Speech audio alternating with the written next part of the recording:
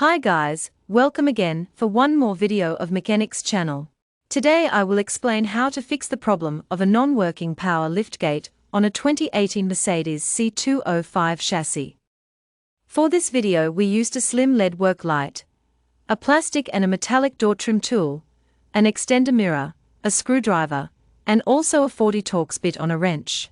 Make sure you watch the video till the end, so you don't miss out any detail, important tricks and hints that will help you solve your problems like a pro. When we realized that the electric tailgate motor wasn't working, we plugged the diagnostic machine and get the error code B188229 related to a malfunction on the trunk lid position sensor. After that, I went to the trunk and removed the floor carpet and the left side trim. For that we need to remove the carpet and trim clips, the plastic cover of the baggage support bracket to expose the Torx screw. We don't need to remove the side trim completely, we just need free some space in order to reach the tailgate motor and harness. So, are you liking this video so far? Make sure you smash that like button. And subscribe. Using the extender mirror, check the motor harness for broken wires. In our case all 5 wires were broken, 2 for the motor and 3 for the trunk lid position sensor. Now that we found the cause of the problem, we need to fix it.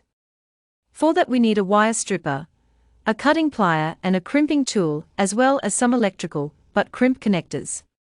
To free the harness, we need to disconnect the 2 electrical plugs as shown in the images. As we have all 5 wires loose from the harness, we are going to repair the wires in the working bench and later connect it to the harness in the car.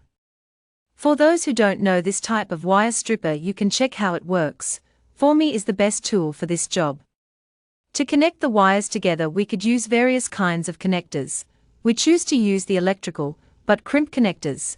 They are strong, reliable and easy to assemble.